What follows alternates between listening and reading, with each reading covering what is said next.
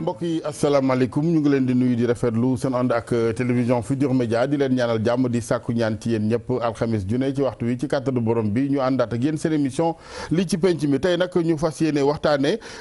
ak bilan bu président Macky Sall ak nguuram xam ngeen ni mu ngi ci juróom-benn at bi ci wàllu liggéey bi bilan bi du fi xaj waaye ay ponk rek ci li ci gën a ëpp solo ndax bala nga di naam ne fa kon nit ñi seenaw nekkin dundin paju win dina ci am solo waaye it wàllu emploi des jeunes ndax ndaw ñi ñooy ëllëgi réew mi yooyu dina bokk ci ponk yi gën a fës ci waxtaanu tey bi nga xamante ni dinañ ci ànd incha allah ku mel ni monsieur le maire Abdoulaye Wilane bu Kaffrine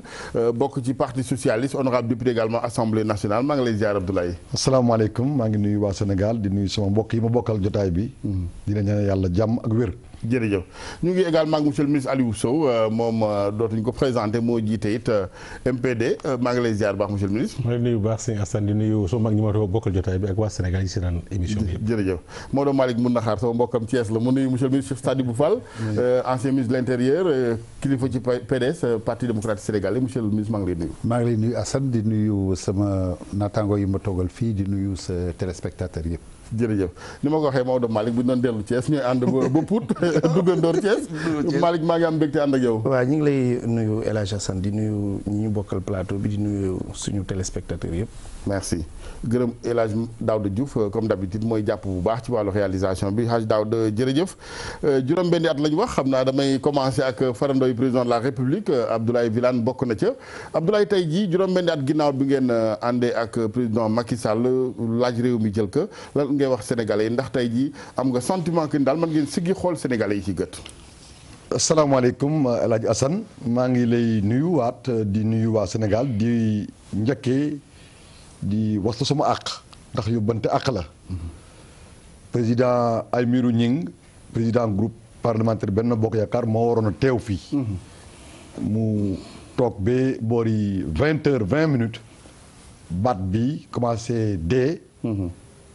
mu sàkku ci man ma wuutu ko ci jotaay bi mu ne ma boo yeggee li ma leen njëkk ñaan mooy nga jéggalul ma waa Sénégal jéggalul ma sama naatong yi nga xam ne maa ngi ñoom ñoo waroon seq débat bi waaye jéggalul ma ci El Hadj Assane Gueye jërëjëf ma wàccoo ak loolu kon nag ngeen jàpp ne dama ko remplacer fii moom président Aymérou Gningue baat bu dee ndax yendu bi ñu yendu assemblée moo tax teewu fi justement leeral ni kon question orale yi ci assemblée premier ministre xam naa moom mooy président groupe parlementaire Benno Bokk Yaakaar ñu koy ziar di ko masawu di ñaan ak tan mu gën a gaawee jërëjëf léegi nag li nga ma laaj wax dëgg yàlla tontu bi mën na yomb fi ñu fekkoon réew mi ak soxlaay doomu aadama yi kenn mënul wax ne da ngay ñëw rek mel ni kuy def luxus def mbiru tooba saxal mbaa ma suli la waaye dëgg yàlla bu doon am kan la kàmb sëkk nañ ko boobu léegi boo ci duggee da nga mën a seen sa bopp su ma diggante yàlla rek laay wax sama aqulay taala parce que sama bàmmeel laa toog Sénégal yi may toog di ma déglu xam nañu ne am réew ni Senghor nekkee fii def tuuti dem Abdou Diouf def tuuti dem te kenn ku ci ne ba ngay dem ba am na ñoo fi bàyyi ñu kontaanul Ablaye Wade ñëw fi def tuuti dem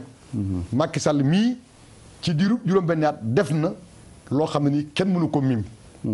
bu dee ci wàllu njàng bu dee ci wàllu paj bu dee ci wàllu dimbali néew gi doole gi suqali leen bu dee ci wàllu mbay mi suqali ko ba jiwu amaat ba nit ñi yàlla def taw bi ñëw ñu gis jiwu yu baax ba meññeef am bu dee ci wàllu njàng mi nga xam ne nii muy ci éducation nationale wala enseignement supérieur ñi ngi def ay réformes wala ci formation professionnelle bu dee ci wàllu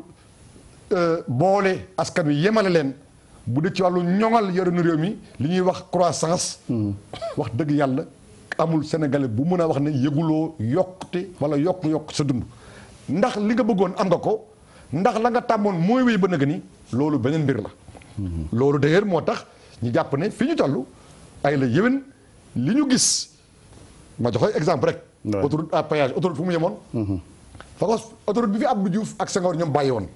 bokkul ak autoroute bi fi Ablaye Wade bàyyi waaye autoroute yi Macky Sall indi ak yi mu sumb bokkuñu ak yi fi Ablaye Wade ak Senghor ñoom ak Abdou Diouf bàyyi woon loolu yokk la bu ñu gis soo duggee ci réew mi moo xam ci dëkki frontières yi ñuy wax Puma en tout cas ñii damoo ak bàkkoo grappe de convergence yi daan damoo ak bàkkoo li ñu daan def ci fête indépendance délocalisée yi xam nañu ne Puma moo ëppal njëriñ askan wi. PUDC li ñu am ci ay pistes yu dugg ci dëkk bi li ñu am ci ay forages li ñu am ci ay matériels yoo xam dafa alléger les travaux ménagers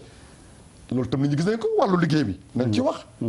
ay kuréel yu bëri la woon tasaaroo mu mel ni kii chargé de fonctionnement yi rek li muy suukal ci xaalis. boo ko yaxanalee boole ko mën naa ñoŋal li ngay fexe pour xale yi am liggéey. en tout cas li nga gis ñu koy def ci ANPEJ àndale ko lëkkale ko ak lu di mel ni ki Prodac dëgg yàlla foo mu commencé feeñ nit ñaa ngi gis yokkute. doyul nag suñu ñuy doxaatee temps ñu gën a def lu dàq lii. sauf ko ci li ñu dafa gëm. très bien bëgguma yàq waxtaan bi mais maa ngi dem bu am envie laaj la xanaa kon mooy seen candidat de 2019 yéen PS. li ma xam daal man mooy li ma xam mooy ne programme bi nga xam ne ñu ngi koy def ñoo ànd di ko def. suñu demee ba war a tabb candidature jot. suñu parti man parti bi ma bokk bi parti socialiste jamono yi ñu ngi jaay carte danañu renouveler instance yëpp def appel ak candidature ni ñuy tabbee suñu secrétaire noonu la ñuy defee appel ak candidature pour koo xam ne dafa bëgg a nekk candidat. su boobaa ci biir parti bi wala ci biti parti bi ndegam dañu jàpp ne ñun dañu bëgg a dem élection yii di ñëw ci coalition ku parti bi investir moo ne sa candidat parti bi mën na ko investir comme mën na ko ñàkk a investir waaye loolu àggaguñ ci. merci monsieur le maire monsieur le ministre Aliou Sow ci tënk rek wàllu ko bilan bi juróom-benni at président Sall yokk na yokkul wala. xam nga li ngay tàmbalee d'abord laaj Assane mooy. nanu bàyyi di duut baaram nguur ak yoonu Sénégal bu Ablaye Wade defoon. juróom-benni at moom kuñ ko dénk mu réew. yow yaa moome wax la nga jëf ak leen dénk loo ca def. président Ablaye Wade bu nekkee kàmbal wala pax la bàyyi li fi ne booba kàmb pamb bu barkeel la ndaxte meññ na njiitu réew boo xam ne fa lañ ko mooñee fa lañ ko toggee fa lañ ko deferee fa la jàngee fa la xamee fa la jukkee ba fa la wootee ñu oysi ko la tax ñu am ci moom yaakaar ba foogoo ne bu ñu ko jiitalee mën naa def lu raw la ko jàngal def daa tekk ay ndombo tànk yu ñu ko dénk yu baree bari mu xamee ci réew xamee ci yoonu réew loolu d'abord bilan la d'abord. mais bu ñu jógee ci loolu ñu wax ci Ali Kalaji mooy fi ñu toll. xam nga man bokkuma ci ñi taxaw di wax li fi ne dara amu fi ku ko wax rek da ngaa ñeme yàlla. ci wàllu paj mi yëngatu na ci. wàllu njàngale bi yëngatu na ci. ci wàllu dimbali néew gi doole yi yëngatu na ci. yéen bépp yëngatu na ci waaye nag li am solo mu gën pour Sénégal gën pour njiitu réew mi ci boppam sax mooy. li koy pour mu bañ a naagu ñu wax ko lii sooxe te ñu xam ko dégg ko di ko dund. ña koy xalamal di ko riitil ñu mën leen dénk mbiru wax la nga xam ne mooy kañ ko ak la nga xam ne mooy sedd xolam wala mooy wane ne moo fi mën waaye man li may jàpp mooy bés bi ñu waxee yow tey ji boo jëlee Sénégal ni mu toll téeméeru Sénégal yooyu jël ANSD moo ko wax de juróom fukk ak ñeent waa àll ba la ñu donc canu mbaaru koom-koomu Sénégal jafe-jafe yeeg saafara jafe-jafe yi ci àll ba la gën a bare ñoo ñuy dundal dañuy defal lépp waaye bés bi may wax yow tey ji boo demee dëkk mu ñaan nguy wala nga dem dëkk bu nekk ci ginnaaw wala ay booy njaañeen bëbëri xam lu fa am tey ay camion ñoo fay wër baykat yi di mbappat seen gerte di ko jaayee fanweer ak juróom-ñett wala fanweer ak juróom-ñaar te nguur gi jàppoon ne dañ koy jënd ba mat sëkk ñuy jënd opérateurs yi taxaw ci rajo yi xarab ne fayuñ leen seen bor mënatu ñoo jënd ñu joxoon seen gerte janvier laa wax de ñetti weer ca ginnaaw ba tey ji ñu ngi xaar bon balay amoon ko nii ñu ngi koy jaay di ko pasar pasare loolu kooku moom boo ne loolu lu neex la cim réew naxe mbaay la boo ñëwee tey ñu ne la ñi nga xam ne nii ñu ngi liggéey ci wàllu njàngale mi réew moo xam weer ñu nekk nii weerum gerew la ñaxtu diingat wax naqar goo am ci liggéey bi ngay def bëgg a yokku ba ñëpp a ngay marche gis na ni mu toll ci réew ma foo mos a gisee jàngkat seen kuréel yëpp taxaw di marche Sénégal yëpp di ko woon di wax ba finalement ñu leen di xarab di leen duut baaram wàññiwul dara ci li mu def ci lu baax mais loolu aussi wane na ñun bokk ci ñu bëgg buy ndaw ñi dañoo fal président Macky Sall ci dige genn wàllu million xëy ba mu faloo ñaar yooyu njëkk ya laay wax de yàlla mooy sama seede yéen ñëpp ngeen di samay seede ñoo ne day rationaliser lay doxal réew mi dindi ay agence wàññi ay nangam wàññi googa xam lu mu njëkk a jur lu mat ñaar téeméer xale yu ak ay boroomi kër yoo xam ne ni dañu amoon xëy a ngont nekkoon FNPJ nekkoon ANEJ nekkoon ANAMO nekkoon OFEJBAN ANAMA di mooy OFEJBAN borom anam moo ngi nii toog voilà xam nga ñooñu ñoo fa nekkoon ñàkk si di xëy ñi demoon lebi ay banque ñu ñàkk leen seen xëy dàq leen ci ne lañ dugal ñoo xam ne ni amuñu place mais ay doomu Sénégal lañ. du ñu ay turc du ñu ay étranger du ñu jóge Ouzbékistan. ba tey jii am mais ñoom dugal nañ ci bilan mi nga baal monsieur le ministre. 336 000. emplois yu ñu créé. te loolu ANSD moo ko wax même bu ko amoon laa wax. am na tey ba tey ay téeméeri ndaw yoo xam ne ak yi boroomi kër yoo xam ne dañ leen dàqoon ba tey bokkuñ ci xëy yooya banque yi topp leen. seen njaboot tas ñoom ci jafe-jafe ñu digoon leen milliards ak genn wàll ci li ñu leen war a jox ay ndàmpaay. lañ joxe ci li ñu wax mooy genn wàllu milliard ba. léeg la leen digoon lu bari jox leen ay proposé leen ay poste joxuñ leen ko ña ca am amaat xëy xam ne leen moo wax la beneen buñ naan jafe-jafe te ñu naan ay bourse sociale ba bourse familiale di wax CMU buñ fàtte leen li gën a am solo Sénégal ci wàllu dimbali néew gi doole yi. surtout ñi nga xam ne sax dañu am handicap mooy loi d'orientation sociale 2010 la ko suñu gouvernement wote jamono wi entre mai juin ak juillet. ñu promulgué ko immédiatement mois de juillet 2010 ba 2015 lañ commencé ñoom di ci yëngatuwaat 2017 bi lañ def digg yu njëkk ya mooy digg yu njëkk mooy juróom fukki junne ak juróom benn carte égalité des chances te xam nga loi bi mu wax boo ñëwee article 3 dane bépp nit du am way ji laago wala wàllu handicap am nga droit ñu jox la carte égalité des chances am na ñu naan 15% sénégalais am nañu handicap. 56 000 moo la mooy respecté loi ba ñu tegaat ci sax ay beneen poñ fanweeri poñ ba juróom-ñaar xam lu ñu ci wax mooy bépp nit yoo xam ne da nga am way ji laago wala handicap nguur daf la war a jox fu ñu amee politique logement habitat social. dañ la ci beral loxo jox la ci foo dëkkuwaay ay poñ yu leer yoo xam ne ni amul benn bu ñu joxe égalité sax bu ñu joxe tey juróom fukki junne yooyu ak juróom benn mais as toq la bu ñu jox bourse familiale mais bu ñu ko doon jox tey ñu waroon jiital jox leen ko. te la ñuy joxee gum ci lim matewu ko ci ñoom donc dafa am yoo xam ne nii. dafa bëri ay yu sooxe. ay jafe-jafe yoo xam ne tey. gerew yoo xam ne ñu ngi ne mbamb. jàngalekat yaa ngay gerew. fajkat yi ñu ngay gerew. baykat yaa ngi mbappat seen gerte. ñeneen ñi amuñ seen mbégte ñii liggéey entrepreneur yi am na yoo xam ne seen payoor fa ñu leen ko dette intérêt bi ñëpp wax na ni mu toll. loolu lañ war a wax président de la république bu ma déggee te ñu wax ci assemblée nationale. di ko wax feneen fay nañ nangam ay milliards ñu ngi lay ndax président Macky Sall. très bien baykat yi na ngay torox ñu ngay ndóol na nga jël sa responsabilité. li jëm ci loolu. jërëjëf monsieur le ministre Cheikh Sadibou Fall yow it nan nga gisee bilan bi su ma ko sañee ne xëy na aussi da ngeen a choisir wax ci xëy na fa muy sooxee mais ñoom it danañ wax ca fa ñu defee jéego. di la delloo nuyoo Assane. di profiter ci occasion bi rek pour suñu mbokku catholique yi nga xam ni ñu ngi jeexal seen koor gi. dëgg la yàlla barkeel seen koor. amiin et puis ñu passer de bonnes fêtes de Pâques. xam nga man li ma jaaxal ci maanaam le régime de Macky Sall moo di dafa mel na dañuy def fixation ci régime Ablaye Wade mais dañu xam ni war a xam ni régime Ablaye Wade jeex na. que réew mi ñoom ñoo ko yore tey. et bi ñu ko yoree depuis 6 ans léegi dañu war a présenter lu nga xam ne bii ñoom war lañ fi liggéey parce que bu fekkee dañu bëgg dugg ci song ci affaire bilan comparatif je crois que pour ñoom du nekk loo xam ne bii lu yomb lay doon parce que Ablaye Wade bilan bi mu bàyyi fii. mën nañ ko reprocher lu nekk. mais incontestablement et dans tous les domaines il a fait des performances boo xam ni amul benn régime bu ko fi def. bi mu toogee ba léegi.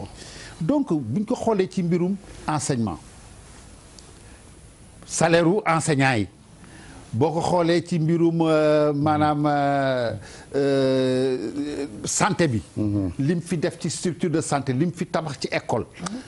autoroute yi ñuy wax moo ko initié am na programme yu bëri yoo xam ne bii tey régime Macky Sall mi ngi koy eggale. wala mi ngi koy tëral soit ñu changé nom bi wala ñu def leneen te Ablaye Wade ak fi bàyyi woon. donc loolu dafa nekk loo xam ne. mais bokk na baat bu ngeen utilisé yow là où vous parlez de performance ñoom déréglage la ñu wax Ablaye Wade moo déréglé. surtout le système au contraire des salaires ñoom léegi sax dem nañu ba Ablaye Wade mooy ses références parce que dégg naa Macky Sall mu wax keroog am na lu mu cité ci benn programme ba ni wax dëgg yàlla en matière de nu mu tudd d'énergie. di wax dëgg yàlla mix énergétique bi Ablaye Wade nga fi bàyyi. donc am na yu bëri yoo xam ne bii ñoom dañuy dem bu seen xel dellu see. ñu xam ni lii yoon bi Ablaye Wade moo ko fi tracé woon te bu ñu liilee livre bi nga xam ne bii moom la Ablaye Wade bind ci ay projet yi nga xam ne bii moom la ko defoon fii Sénégal ak yu mu fi namoon a def mën nañ xam ne ñoom ñu ngi ci lancé donc état succession la moom la yow la succession d' état. yow kii day bay waaram boo ñëwee bay sa waar. mais bu ñu toogee di wax bilan ma dégg sama xarit ak sama vraiment ci lu yàgg muy Wilane wax ni dañ fi fekk kàmb mais man dama bëgg ñu wax ñu kàmb boobu lan la. parce que tey bu ñu xoolee situation Sénégal nañ ñu wax ban secteur benn secteur rek boo xam ne bii mi ngi dox normalement amul boo ko commencé ci nañu dem ci domaine politique ñaata yoon lan lañ fi diggaatewul daañu def 5 ans defuñu ko constitution bi daañu ko changé modèle tey ñi ngi wax affaire ay parrainage ak yooyu donc tout ce que le régime avait promis en matière d'avancée de la démocratie tey dañ ko jël teg ko côté seen obsession moo di lenn moo di fexe ba Macky Sall am 2e mandat. boo ñëwee ci mbirum santé bi grève yaa ngi xale yaa ngi fi jàng mi tey boo gis dégloo niveau élèves yi ñuy wax wala ñuy exprimer wu mais da ngay tiit parce que le système éducatif sénégalais est en train de s'effondrer. loolu lépp du prolongement li ngeen fi bawoon ci ñoom seen waxin parce que beaucoup d'accords yi fi dajaloo. ñu ne passif bi la bi nga xam yéen a ko fi baax. non mais écoutez boo ñëwee yow même bu fekkoon ñun bàyyi nañ fi loo xam ne passif la sax ñoom dañ ko waroon améliorer mais au contraire tey li ñu gis moo di lépp ngi gën a suux. santé bi mbirum agriculture bi ñuy waxoon du promettre ñu fi ni dañuy def en 2017 daañu am autosuffisance en riz ana autosuffisance ba. dara. gerte gaa ngi nii tey comme ni ko Aline waxee léegi bon les paysans ont fait des efforts extraordinaires ak ci ndimbalu yàlla ba ñu am 1 million je crois 300 ou 200 000 tonnes. c'est une politique agricole aussi moo ko maye. mais seen politique agricole moo ko maye mais politique agricole du benn du production rek. politique agricole aussi maanaam nu mu tuddati commercialisation la. parce que bu fekkee da ngay bay lii bay def sa loxo. mënoo ci dund. mënoo ci faj say soxla mënoo ci faj say doom mënoo ci yóbbu sa doom école. mais lan lay jariñ. mi ngi nii te tey ni ñu ko waxee boo demee foo dem ci Sénégal tey nit ñaa ngi jooy ñi ngi mbappat wala gerte gaa ngi nëpp sur place. ak yeneen yoo xam ne bii je crois que fay tey surtout au plan démocratique aussi il faut que ñu wax ko. parce que. ni ñuy manipuler constitution Sénégal je crois que ñoom Wilane mi nga xam ni le parti socialiste est un parti historique hein. Absolument. Le parti socialiste ne peut pas cautionner certaines pratiques yoo xam ne bii tey moom la waa APR di def bugg leen ci suul boole waa leen ci ngeen nar ko nangu donc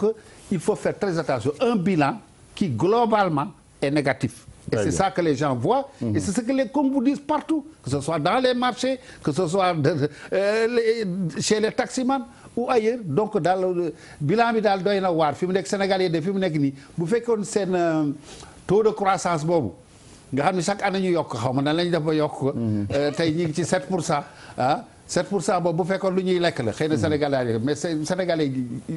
gisuñu seen bopp ci 7% yi. chaque année ñu yokk mais gisuñu ci dara. donc loolu lañ leen wax nañu liggéey. jox xale yi emploi. santé bi dox normalement éducation bi lépp état bi digle te moo koy digle mooy signé enseignant mënu ko respecter même bu ko mënul mais na toogaat wax. comme ni ko Ablaye Matar Diop waxee nu mu tudd mos naa dégg mu ko expliqué mais état bu diglee dara. quand même état dafa am budget. budget bi war nañ ko ci mën programmer. n'est-ce pas waaye digle ba ñi ñëw toog mu ne këtt ni jot nga ne du ma ko def bu indi tension boo xam ne bii day yàq tey système bi. donc loolu mooy bilan bi c'est un bilan pour moi. et pour mon parti et pour mes alliés et pour tous les Sénégalais. tey Sénégal mën nañu wax ni la plupart des Sénégalais ont rejeté la politique de Macky Sall. très bien monsieur le ministre ñu ngi lay gërëm ci gis-gis bi. Maodo Malick maa ngi gis ngay muñ. yow waaw non. Maodo Malick ndekete yéen daal kon nii rek. El Hadj Assane jërëjëf d'abord damay wax ni bisu tey bi dafa nekk bis bu am solo d'abord ñuy ñaanal suñu mbokku. chrétiens yi ñu génn ci koor gi ak jàmm te vraiment yàlla def jàmm ci réew mi amiin ci ñi nga xamante ni aussi dañoo nekk ci njabootu Seydi El Hadji Malick dafa nekk bis ni tey en 1957 ci la góor gu baax gi El Hadji Mansour Sy Bal Qawmi di sama sëriñu baay ci la wuy ji woon boroomam donc bisu tey bi dafa nekk bis bu màgg ci ñun ñu ci wëlbatiku rek di wax ni Sénégal lii ngeen fi gis yëpp day wane ni ñoo bokk lépp parce que quand même am na ci dëkk yi nga xamante ni organiser fa débat jafe na donc ñun suñu confrontation politique c'est assez cordial may wax ni rek man un bilan mënoo ko présenter nga ni c'est totalement négatif après nga ni c'est totalement positif mais dañuy rappeler les faits xam nga man bugguma di ñuy tollale parce que Sénégal dafa metti boo nee Macky Sall am na ñetti paan ñu ne Abdoulaye fukki paan ak juróom la amoon nga ni Macky Sall am na ñeenti ndaa ñu ne Abdoulaye Wade ay fourchette d'eau la amoon donc c'est difficile mais yonent bi sallallahu alayhi wa sallam bi muy yegsee yàlla daf ni woon Jibril wax ko ni ko nañ ko fàttali ñi fi weesu woon fi ñu jaar pour ñaari mbir pour mu bañ a naagu mais fàttaliku ko tamit pour mu bañ a xeeb li nga xamante ni fa la jëm ak yoon yu mu jël. donc fàttaliku munul ñàkk. te damay wax ni président Macky Sall dafa am lu ko dal lu dalul benn président sénégalais. mooy moom rek la ñu fal amul état de grâce moo na li ñu naan aat ndiku wala foo yàq sa nàkk moom dañ ko fal rek je crois que une semaine après contestation yi commencé. amul état de grâce. mu def lu historique parce que 17 jours fukki fan ak ñaar la def ci bopp nguur gi wàññi ceeb wàññi dëwlin wàññi suukar ma yëg ko ñëpp yëg ko ka nekk kulikoro yëg ko mu dem ba benn instant mu xalaat ni tamit li ma sama benn xarit waxoon parce que dafa am sama benn xarit bu ñëw sama bureau comme ñi nga ko amee ñëpp am ko bu ñëw sama bureau du jël rendez-vous dugg si rek ñàkk toog ni ma yàq ngeen réew mi ma ni ko ah bon mu ne ma waaw da ngeen di dem sax yéen defu leen fi dara ma ni ko waa li yow lan la mu ne ma Macky Sall daal yàq na réew ma ni ko toogal mu toog ma ni ko jëlal big ñaata nga doon fayeeku mu ne ma 200000 ma ni ko looy fayeeku léegi mu ne ma 225000 ma ni ko bindal location ñaata nga doon fay mu ne ma man de location moom daf ma doon wax ni ma sama xarit boobu ni ma Abdoulaye Wade lu mu mënti def Dakar bu fi wàññi woon location rek defal ñu lépp soxla muy wàññi ceeb ak dëwlin ma ni ko ñaata nga doon fay mu ne wàññi nañ ci 30000 ma ni ko bindal 50000 bi ñu calculer ci weer wi ma ni ko ci at mi daanaka amoon na 800000 yi nga xamante ni amu ko woon te ci paluk Macky Sall la ko amee. ma ni ko boo ko ci yow ci juróomi at yi rek mi ngi mel ni yow am Macky Sall bu fi defoon bay dem yëkkati ñeenti millions yow jox ko sa morom. pour wax la ni am na mesure sociale yu forte yi nga xamante ni. jël na ko te bi mu koy jël yombul woon. bi mu koy jël xam nga damay wax toujours ci bourse familiale yi buñ ciy wax nit ñi ñu ci bëri ñi nga xamante ni xëy na suñu maas gi am nañ sant nañu yàlla nag parce que ñun ñi ñu ci ëpp. xëy na juddu nañu ci famille yi nga xamante ni dañ daan gobar jaasi donc xam nañu fi njaq liy baxe mais ñu ci ëpp ci en tout cas ñiy dem ci débat yi ñu ci ëpp boo leen waxee dañ ñaan juróomi junni ñetti weer mat a xeeb ma jar naa xeeb te xamuñu ni première mesure bourse familiale yi président jël dafa fàq ci fonds politique am na ci xaaj bi nga xamante ni ci la ko dugal ci première édition bi laa wax nañ dem seeti ko au niveau de la présidence kon pour wax leen ni te xam nga loolu bourse familiale sens bi mu am mooy liggéeyoo ñu lay fay ci réew mu amul doole yombul mais beneen élément bi nga xamante ni El Hadj Assane am nañ ko muy couverture maladie universelle ñi koy weddi wuñ ko dañ ñaan hôpital bi da ngay dem ñun la non duñ dinañ la faj mais boo dellu siwaatee duñ la faj ndax amul fayuñu donc booy seet ci wàllu mesure sociale man ci laay jënd parce que yooyu moom mooy yi nga xamante ni am na solo carte d'égalité de chance bi monsieur le ministre wax dañuy xam ni man doon naa am lu ma naqari bu doon te ni loi ba dañ ko promulguer ba tey te defuñ ci dara mais yaakaar nañ ni globalement président Macky Sall li nga xamante ni teg na ko fi ci diir bu gàtt damay wax lenn aussi ci fàttali bi waxuñu dara lu ñu fekk la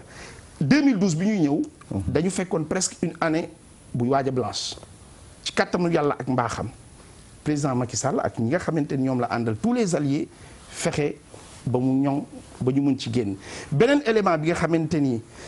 am na solo mooy ñu koy fàttali mooy sakkanal gi ñu sakkanal ci gaf ak réew mi ba mën tey am na yooyu dépense de prestige la woon am na yi nga xamante ni xëj na ñàkkul mënoon naa ñàkk ñu fàq ko ci jël ko def ko bu ñëwee ci emploi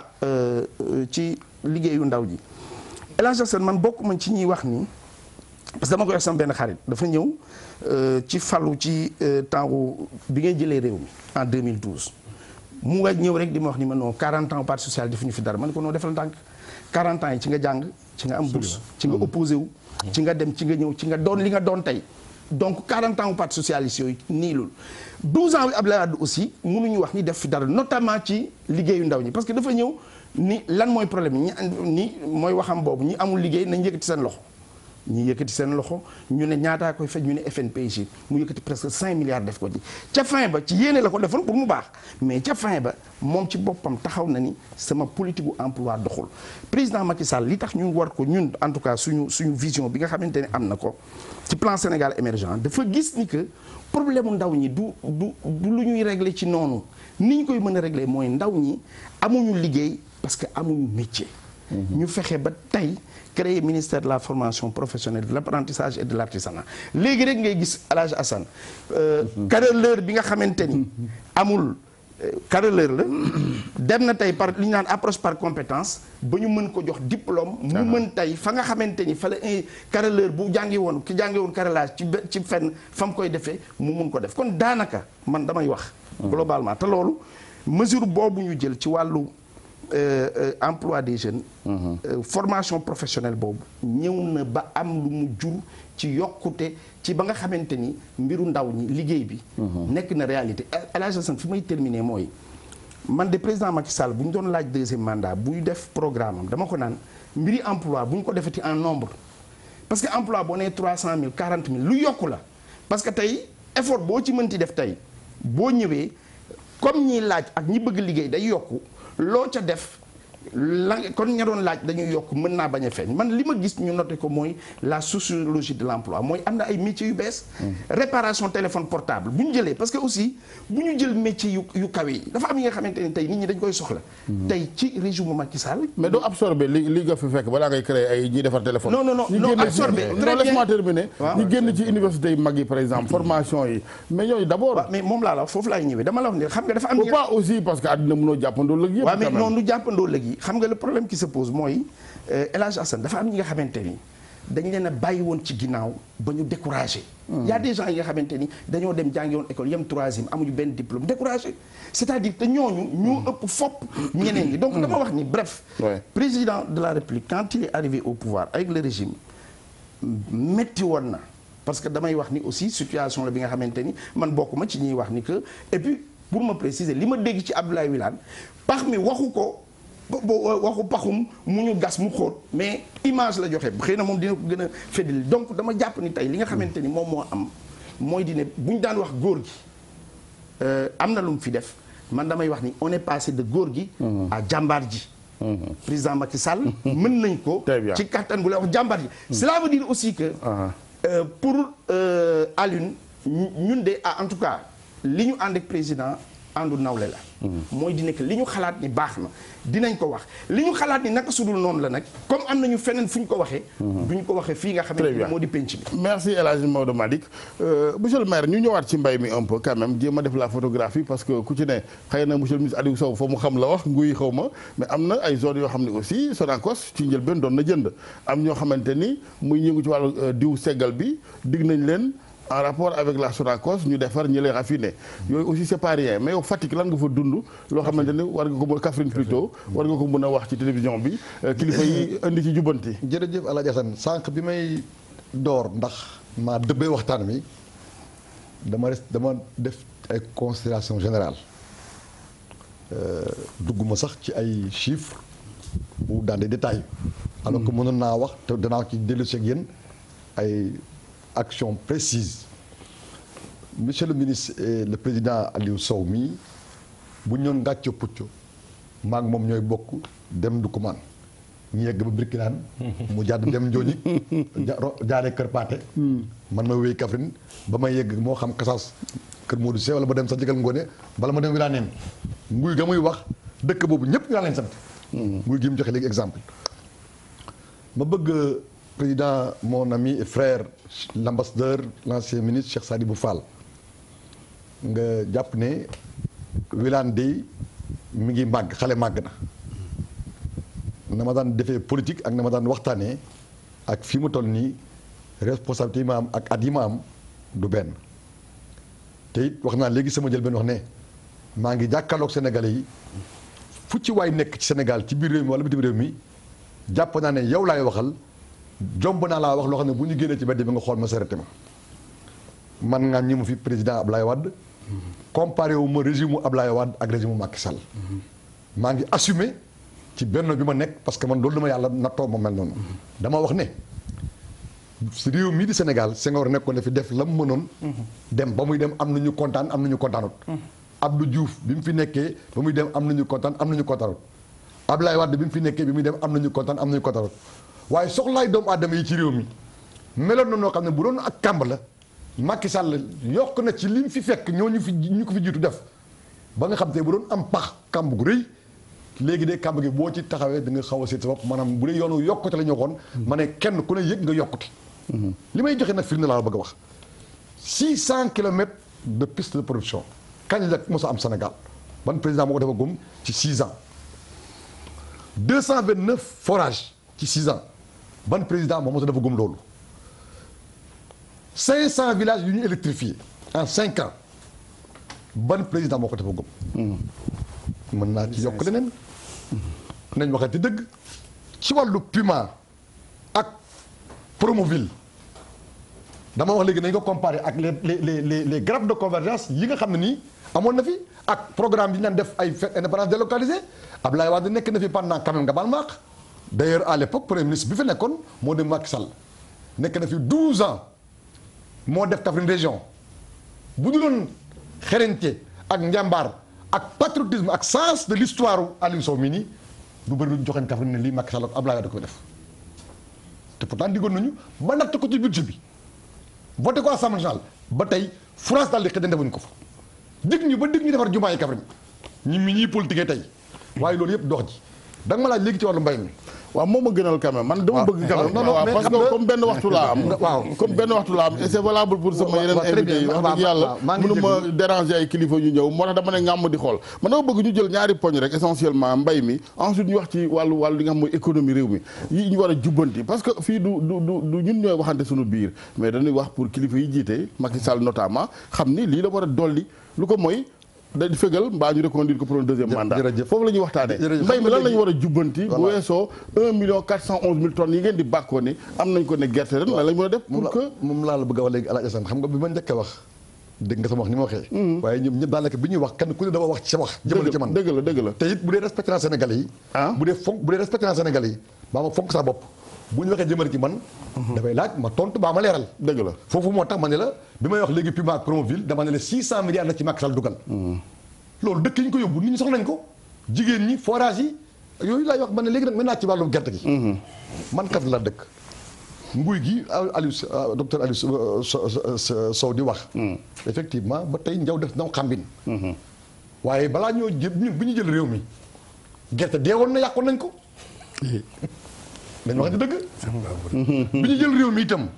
ci lañ xam Sénégal lan mooy bon impayé de 2012 ba 2017 ren lañ commencé am ay bon impayé ñu koy dégg loolu itam dëgg la mënuma ko miim waaye ren lan la ñaata la ñu am 1,400,000 tonnes bu ñu koy amee dafa parce que fekk ñu am jiwu bu baax am matériel agricole am nekk am ay oto ay tracteur yu ñu dugal ci mbay mi léegi nag 210 francs lañ fixé ne mooy prix bi CNIA moo ko fixé gouvernement bi assuré ko jël un mécanisme de financement di ko jaar la ci banques yi pour jàppale yenn opérateurs économiques yi ñi di jënd gerte gi am na ci ñoom ñoo xam ne ni ils sont pas loyaux wala boog ñoom dañu am ay problème ak banques yi ba nga xam ne bu leen état bi fayee bu duggee ci banque bi danaan tapit xaalis bi dem fekk na ñoom jël nañ gerte Massamba ko dem ba léegi nag ñun ñu ngi taxaw ak président Macky Sall pour faj loolu waaye yemuñ foofu rek tey 300,000 plus de 300,000 tonnes jënd nañ ko ci 1,400,000 kon xam nga les bëri na dama lay wax lu leer kon sur 1,400,000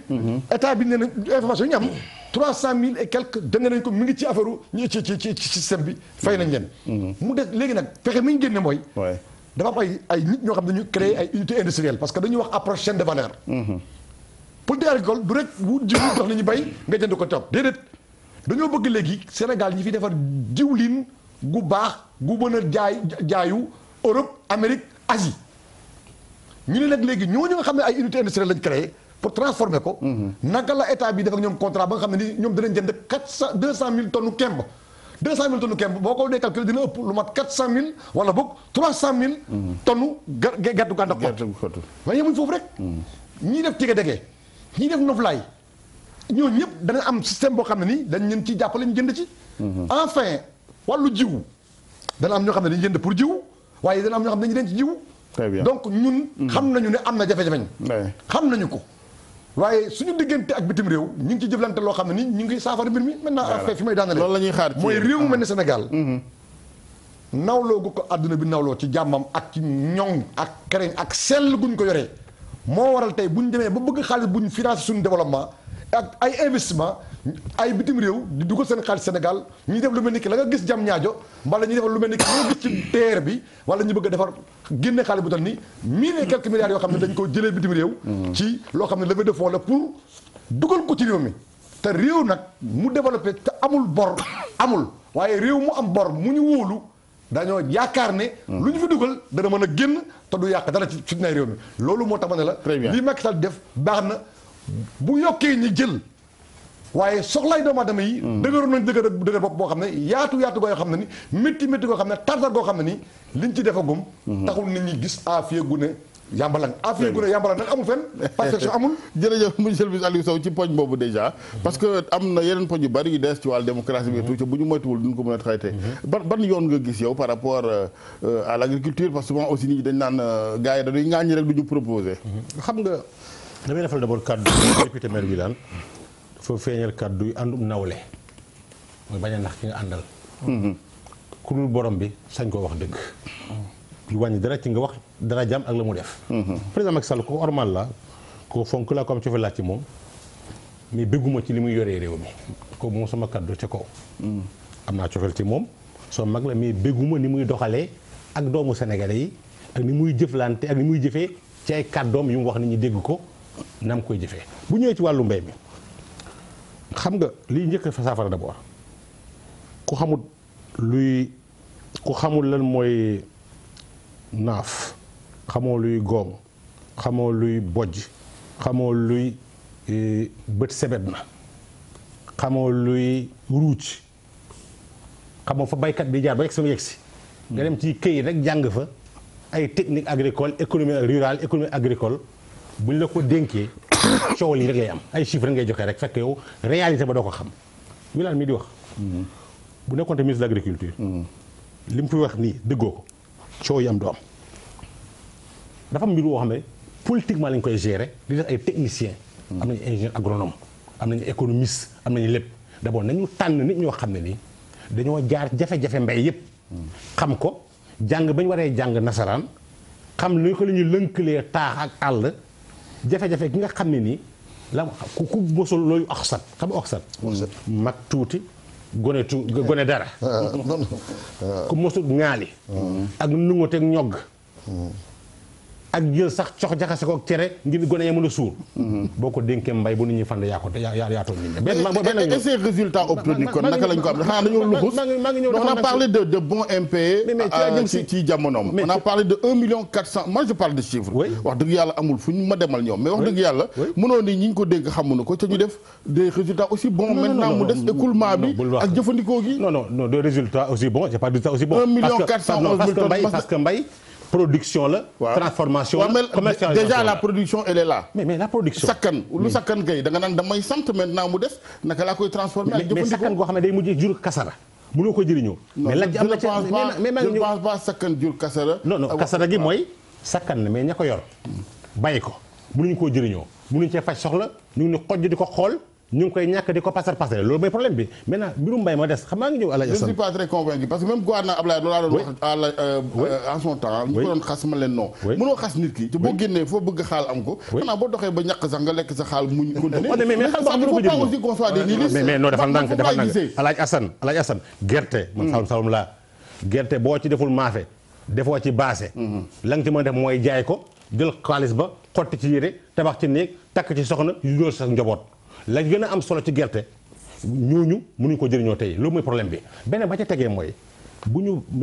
waat ci wàllu mbay bu ñu gis mbay production bi kese nañ xool naka la mbay mën a booster croissance naka la mbay mën a juree emploi muy xëy a ngont xam nga tey bu ñuy wax xëy a ngont di wax liggéeyu ndaw ndawaan yooyu dafa la ñuy fàtte ci lay naa ko lënkale mbay mi de tey université boo ñëwee 2000 at bu nekk ñoom juróom-ñetti junne bachelier ñoo am tey xam nga at bu ne lu ñu am ñeent fukki junne juróomi bachelier la ñu am par at système LMD bi tax na fu ñu doon amee ñeenti maîtrisard ñu fa am te ay téeméeri ñu am master 2 ay doctorat yu bëree bëri xale yooyu jàng jógee ci àll war a dellu seen dëkk mais dañu war a xiir ci génne seen bopp naka la ñu amee ak salaire par weer ñeen di fay naka la ñu war a jàpp ne dañu war a nekk ay entrepreneur agricole yu mag réew mi jël Prodac boobu ñu gën koo jox ay jumtuwaay mu dem jël xale yoo xam ne dañ jàng ñooñu ëmb xale yi jàngut te am xam-xam am mën-mën ak doole ñu jël boole irrigation mooy jël bay noor bay nawet ba pare jël ay duggaat ci industrie tabax ay usines yoo xam ne nii ci àll ba lépp luy transformation waxuma la gerte de gerteeg bisaab ak lu nekk loolu bu boobaa dinañ dema jamono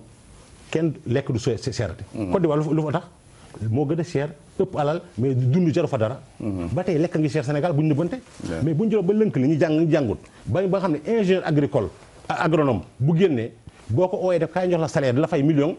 dina ko xeeb xam ne bu dem ca mbay ma ubbi ay ngande ferme agricole ñu financé ko mu jël ay ouvrier agricole yoo xam ne ñooy rek li ñu fay par weer na jege ñaar fukki junni wala fanweeri junni dina indi production bi gën a yokku. ñu gën koo jëfandikoo nit ñi alal ji baawaan ci réew mi léeg-léeg bëgg naa ko tëjee ci wàllu li ñu fi wax léegi. xam nga bu ñu naan Sénégal ñëpp a ngi ñëw wóolu Sénégal boo ñëwee ci kër ñuy feesu yëkk. tegi maa ngi ñëw tegi cin yeewi xar buuse ñëw taxaw fa naan mën naa leen jàppale ci lu ngeen bëggee ak lu ngeen ko bëggee du kóolute du mbaax daa xam ne du fa ñàkk lenn réew muy xeñ pétrole di xeñ gaz ñëm natt ko xam ne ni na baawaan goo xam ne ni lim ba kenn xam nu mu toll te ku nekk bëgg na lënkoog ñun loo xam ne dañuy lebal loo xam ne sa soxluñu ko yombal ñu ko yomba koo xam ne ëllëg si biir dañuy mujj jatag ñu téye moom ci foofu laay jeexale ak yow bu fekkee mën na gàtt monsieur le ministre à la place yow lan nga doon proposer comme autre formule pour trouver ce financement là non ce financement li ma la wax mooy dañu fexe aujourd'hui suñuy partenaire pour lu ñu jël xaalis di dugal nañ def benn approche ñi am alal jógee bitim réew di ko indi fii ñu lënk leen ak suñu borom allu waa réew fexe ba Sénégal ki ëpp alal tey Sénégal amul milliard de dollars mooy amul juróomi téeméeri milliards amu ko moo tax marché yi ñuy wax fii yëpp naan bitim réew jël na ko mënuñ koo gagné boo jëloon tey ku mel ni ay Serigne Boubène ñoom Amareen ñoo ñëpp ñu boole lënkaloo créé ay ngandi consortium yu mag a mag a mag ñu lënkaleen ak waa bitim réew yu ñëw ne dañ bëgg réindustrialiser Sénégal sur le plan agricole sur le plan minier sur tous les plans fexee système boo xam ne pays anglophone dañ koy def dañ naan boo ñëwee bëgg investir fii nii action nangam na nga koy am dañuy li may ñu négocier ñu fi dëkk am nangam xëy bi répartition bi nii lay demee mooy di nga am dinañ am réew mi bëgg kontaan mais li nga xam ne ñàkkee nañ ko tey te muy sooxe muy industrie tant que doxaluñu si industrialisation Sénégal agriculture bi ñu def nii li muy indi rek mooy lu baawaan kenn du ko jënd kenn du ko jëriñoo nga koy xool gerte bu nekkee mënoo koo transformé nga ciy gis diwlin kese alors doon wax ne boo demee Chine li ñu naan warga am na lu mat ñaar fukki façon warga yu am ak yoo koy jëfandikoo gerte ci boppam ginnaaw diwlin ak li ak def ko maaf ak baas ak leneen am na yenn yoo xam ne ay gëstu ko war nañu mënuñu ko ci mën a génnee feeñal ko industrie doxal ko ba nga xam ne ni ñeen ku fi ñëwati di nga xam ne Sénégal nekkul fooy ñëw jéggaan fi dem bàyyi mu ñu fan jërëjëf monsieur le ministre ànd naa ci développement ba mu des ci wàllu abondance bi moom parce que foofu laa doon waxee c'est-à-dire gerte gi wax nga li ñu ciy tégee dégee kooku pour sekke na ngeew ni mais li ñu ci mën a def saabu li ñu ci mën a def leneen li ñu ci mën a def chocolat rakkal et cetera loolu industrie yoo koy doxal industrie yoo koy doxal ci wàllu gerte gi yow lan ngeen di proposer PDS surtout parce que gars yi souvent day fàttaliku seen bon impayé yi. oui mais bon impayé dellu si na parce que dafa je crois que dañoo waxoon ni bon impayé dootul ñëwati. mais je crois que bon impayé dellu si na et quelque part après 6 ans quand même ça pose problème. mais du ma dugg ci kii boobu parce que dégg naa sama xarit léegi bi laan wax ci affaire endettement pays bi taux de croissance ak li ñu fi def xam nga. Assane économie yu mag yu dëgër yëpp boo ko gisee ci àddina bi seen soubassement petite et moyenne entreprise la te 6,7% yooyu ñuy wax de croissance au Sénégal lu tax maanaam askan wi ci ñi ëpp duñ ko yëg c'est parce que boo xoolee économie Sénégal nu muy fonctionner tey croissance bi lan moo koy tirer c'est l'agriculture, c'est l'horticulture, c'est les mines. Or production yooyu yëpp ñuy def ay production yoo xam ne bii dañ koy exporter à l'état brut. Donc on ne crée pas sauf pour une infime partie de plus-value. mu mën a régler question yi ngi doon wax comme li Alioune Sow doon wax rek formation des jeunes des emplois. Tant que loolu defuñu ko maanaam créer nu mu tuddati les conditions pour que produit yi nga xam ne bi ñun moom la ñuy defar plus-value bi ñu koy defaree feneen ñëw delloo si ñu ko du ñu ko jaay en tant que produit fini te ñu war ko mën transformer fii buñ ko deful je crois que ni mën nañu am ay taux de croissance de 40% tant que le secteur national n'est pas intéressé population bi pour ñu yëg ko day nekk lu jafe ça c'est un premier point le deuxième point c'est la formation pour que loolu mën a dox il faut ñu am une formation qui soit adaptée c'est-à-dire je suis tout à fait d'accord ak li ñuy wax léegi moo di ministère de la formation technique, c'est pas nouveau, hein. Depuis Senghor ça existe. Moi je me souviens, j'étais en face de l'université. Donc ça a toujours existé. Mais le fait de le moderniser, de l'adapter aux conditions scientifiques actuelles, internet et tout ça. xëy na dafa doyul li nga gis mais mu ngi am ñu. non loolu laa wax ma ni loolu bu ñu ko defee xam nga lépp dafa am ay linkal c'est-à-dire dafa am ay loolu yëpp dafa ànd. loolu boo bëggee créer ay société créer ay PME. te amoo personnel bi ko war a animer. personnel bu ko war a diriger. jeunes yi nga xam ne am nañ formation technique bu ko war a tiitam du am benn njariñ. donc loolu yëpp dafa nekk ay problèmes yoo xam ni. moo tax je pense que ni. gouvernement bu yore tey économie Sénégal muy gerte gi muy feneen li nga war a jëkk xalaat comme ni ñu ko waxee moo di fexe ba gerte gi tey bu fekkoon ni tey am nañu ay industrie yuy defar ay gâteau xoolal Côte d'Ivoire yi def seen cacao ak seen production locale yi léegi ñoom ñooy créer seen ay chocolat di def Ghana c'est pareil. loolu voie boobu la ñu war a jël pour di fexe le maximum possible peut-être daañu ci am lu ñu ci exporter. mais maximum possible ñu créer des industries qui font de la transformation. l'huile comme on dit les chocolats les machins loolu yëpp dañ ko mën a utiliser ba di ko exporter. en produit fini. donc là c'est un combat qui est important. mais ça ne justifie pas que maanaam le gouvernement du Sénégal continue à s'endetter comme ni ñu endetté wu l'endettement boobu ngeen di justifier endettement boobu ça ne se justifie pas. parce que comme l'a dit Alioune vous êtes en train d'hypothéquer ce qu'on va tirer du pétrole et du gaz ñoo xam ne bi excès gu ñu exploité gu ñu gën suñu benn dërëm. au contraire ñu bëgg ko commencer hypothéquer ci endettement boo xam ne c'est excessif. Aujourd'hui le Sénégal est à combien? Vous avez emprunté 1 milliard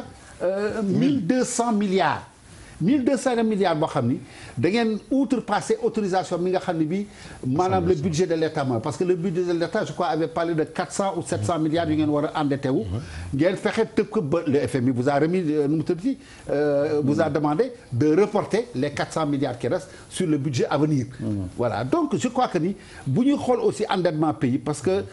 y a des critères les critères de convergence de l'UEMOA yoo xam ne bi dafay fixer un seuil d'endettement je crois qui est de 70%. 70% yooyu yéen jege ngeen ko léegi ñun bi ñuy jóge fii on était à 30% d'endettement. Vous êtes à presque 50 ou 54%. Donc loolu yëpp day nekk loo xam ne bi war nañ ko saytu pour faire effectivement que économie pays bi mën a li ñu fay produire non seulement ñu mën ko transformer sur place mais ñu bañ a hypothéquer les réserves yi nga xam ne bi c'est pour les générations qui viennent. Merci. Hypothéquer pétrole Merci monsieur le ministre. très attention. Maodo Malick on parle de formation professionnelle boobaa léegi yow yaa ngi ANAMO sa morom ak leneen wala boog yooyu dafa doyul. non très bien xam nga bi may wax sànq ministère de la formation professionnelle du bees naturellement parce que yàgg na je pense que même ci gouvernement de majorité élargie avec Abdou Diouf. Aminata Tall occupé woon na ko non pour vous dire que on s'en rappelle mais ni président Macky Sall bi muy teg gouvernement bi ni mu ko tegee la mooy dafa am ministère de la formation professionnelle de l'apprentissage ak de l'artisanat parce que dafa am benn moment bu bari bi nga xamante ni xam nga bi ñuy ñëw fii en 2012 je crois qu'il y avait 20 000 apprenants ñoo amoon ci ñi nga xamante ni doon nañ leen tàggat ci yenn métiers yi aujourd'hui on en a 50 000 on a actuellement nii lycée professionnel on en a 2 yi nga xamante ni avant 2000 rentrée prochaine dinañu ubbi les centres sectoriels de formation on en a à Diama on en a bientôt à Diamniadio et on en a au moins une dizaine c'est-à-dire li dal xel peut-être ci xel yi ngeen génne te mu am solo ci débat bi mooy proposition yi ngeen génne en termes de petites et moyennes entreprises boo jëlee 2012 ak léegi il y a au moins 18 000 petites et moyennes entreprises yi nga xamante ne sos nañ ko mais xam nga ñooñu le problème qui se pose mooy ay nit la yi nga xamante ne xëy na ñu ngi liggéey ci gerte gi di ko soppi ñu ngi liggéey xëy na ci darkase ji am neneen nuñ koy defe mais c'est pas des nekkuñu ci niveau mën a def une communication offensive pour mu xam ko mais dama xam ni bu fekkente ni ci juróom-benni at 18 000 petites et moyennes entreprises tegu na ci réew mi kon nga xam ni lii ñu wax nii ci wàllu gerte gi lu ñuy mën a régler meneen élément bi mooy li may wax ci wàllu leb bi damay fàtte ni Sénégal bu ñu koy lebal ñi koy lebaluñ ko parce que dafa am pétrole dañ koy lebal parce que signature u Sénégal ak peut-être confiance bi nga xamante ni replacé nañ ko au niveau de l'étranger am ñëwaat na ba les bailleurs seen xel dal en termes de gouvernance en termes de réew mi tegu ci yoon en termes de ñu yamale ñëpp parce que bu dee dañu wax ni El Hadj Assane nañu pétrole nañ ci leble moo tax ñuy leble mais kii leble doful yow nan ngay pétrole gisagoo yow ay approximativement rek nga wax gisagoo lenn li nga xamante ni amagoo ci dara lu leer loo taxaw lu dëgër li nga xamante ni nga ni lii mën ngaa dem parce que mbiru pétrole la li ñu koy waxee chaque fois mën ngaa dem gas doo gis dara mën ngaa gis fukki at doo gis donc dama jàpp ni li tax ñuy leble wuñu parce que dañoo garantir wala dañoo hypothéquer suñu pétrole dañoo leble parce que suñu indice yi nga xamante ni am nañ ko ci wàllu gouvernance doy na ñi nga xamante ni ñoom ñoo nekk bitim réew te nga xamante ni ñu ngi ci wax donc beneen point bi may wax est-ce que xam nga ni fii ci Bayax FONSIS nga xamante ni institution la bu président Macky Sall teg def na partenariat public privé est-ce que xam nga ni 1960 ba léegi ku dem hôpital flacon ak piqûre maanaam kii bi injection yi yooyu dañ ko daan importer chaque année butéel yi ñu lay sol chaque année dañ ko daan importer def ci 5 milliards Bayax gii soriwul partenariat public privé FONSIS moo ci taxaw dina au plus tard en 2019 dina dem en fin 2018 dina démarrer te bu démarrer dina tax 5 milliards des ci askan wi dina tax au moins lu mat junni gone mën faa daan seen doole comme li ñuy wax la mooy amul benn bilan buy doy wala mu baax à souhait mais lii ñu gis mu teg ko ci yoon ak yéene bu ñu gis ni président am na ko ci yéene pour mu baax maintenant nag mën nañu wax leen fan la sooxee ndax ñi war a jàpp ñëpp ñi ngi jàpp ak ni ñu war a jàppe est-ce que équipe bi nit ñi ngi ci loolu nag mooy appel bi nga xamante ni dinañ ko lancer nit ñi El Hadj Assane man li may wax te mu ñor ma mooy ministre yi loolu nag acteur politique bay wax fii ñu toll wax ak wax la man li may bañ mooy bu Idrissa génne ñaan ñoo jarta tontu Aliou Sow bu waxee ñu ne non li ñuy wax te nii nga xamante ni wilaan def kenn préparé wu la demal 18h lañ la ko wax 20h nga ñëw teew loolu mooy une action militante c'est-à-dire dañu xama nag dama la expliquer leen nit ñi aussi El Hadj Assane mënuñu jël ñuy distribuer yow jox la pomme yi orange yi banana yi ñaañ jox ko korom yeeg kii bu jotee ñu dem taxaw wax nit ñi dañu war a jóg am loyauté delloo président Macky Sall lim leen lebal ça nous le disons avec fermeté et nous le disons parce que ñun man bañ naa ko ba du ma répondre téléphone kenn parce que buggumay dem xanaa nit dool ma xel mais kenn du ma yàpp naan ma demal waxal ma mais lii ñuy wax mooy fii ñu toll ak li président Macky Sall liggéey ak li nga xamante ni def nañ ko man je salue en tout cas yow nii nga Abdoulaye Wade nii nga jóge 20h nga ñëw toog nit ñi ñëw ñu toog wax ak wax a fi nekk après tout et puis ñun dañu yoree Sénégal yi wax leen parce que ki la jox oto jox la essence jox la budget jox la lépp bu soxlaa nga war a xam boo dee ministre boo mënti doon man je pense que fii léegi 2019 pour man chaque semaine un ministre war nay génn chaque fois di répondre ci interpellation citoyens yi di répondre ci interpellation parce que wax rek a fi nekkoon ñun am nañu wax am nañu jëf mais nañu wax ji benn yoon jërëjëf Malick bilan démocratique bi ci la ñuy jeexale malheureusement xam naa waxtu wi dab nañu parce que foofu aussi am nay jafe-jafe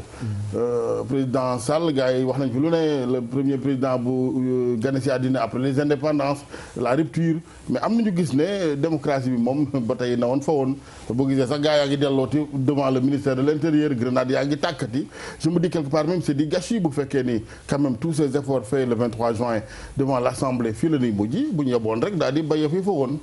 il fallait aussi que moom de façon vraiment concrète mu def loo xam ni aussi nag jàlloore lay doon ëllëg bañ a maasee ak ñi mu fi remplacé. Assane man de jàpp naa ne l'école mooy berceau de la République.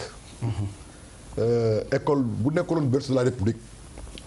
Abdoulaye Wilane mii fi mu toog nii ak lii muy cër yi mu am ba nga xam ne Kaffrine gëm a dëkk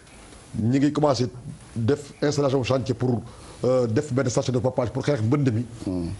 wala sama mbokk sama xarit. docteur Aliou Sow mi nga xam ne tey bu duloon moom Kaffrine du am hôtel de ville Kaffrine ak yeneen dëkk muy toog tey ñi naan docteur Aliou Sow ancien ministre actuel président jiite parti wala président Macky Sall juddu jour bi de lendemain bi Abdou Diouf jëlee service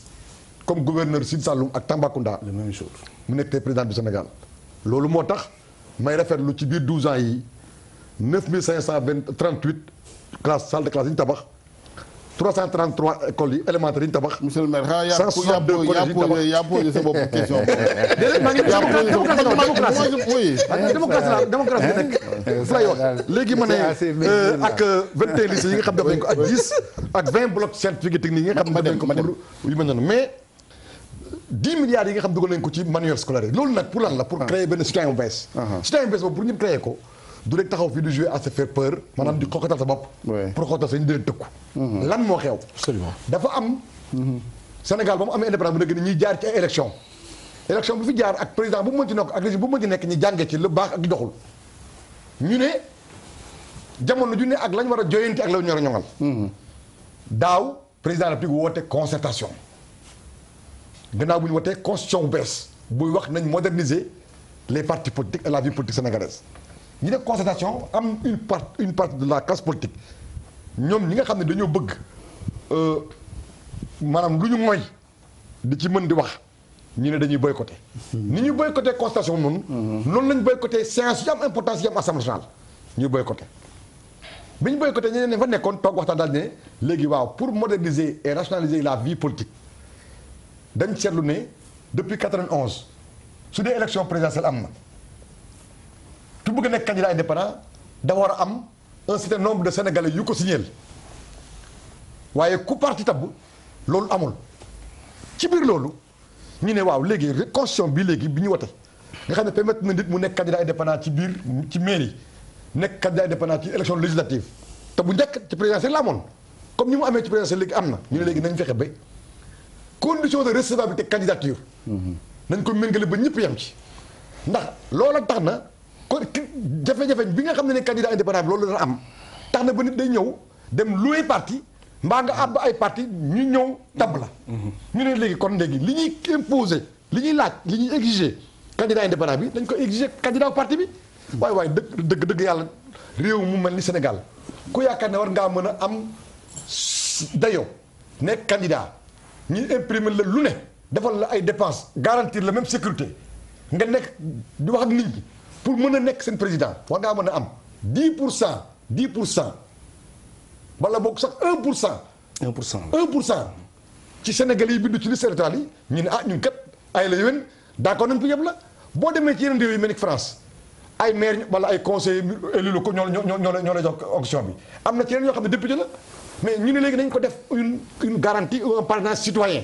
loolu bu fekkee moo tax ñi nga xam ne dañoo ñoom li ñu dund ci 12 ans yi fi Abdoulaye nekk dafa leen traumatisé ñiy rêvé pour am 23 juin ñi bëgg a dem assemblée nañ xam ne ña nekk assemblée di ay député comme ñoom di ay sénégalais comme ñoom ñun ñoo doon dox ñoo doon xeex 23 juin ñaaw téef ak njom yi fi amoon jomb nañ ñun def ko parce que la taxoon nit ñi dem élection 23 juin dañ ñëwoon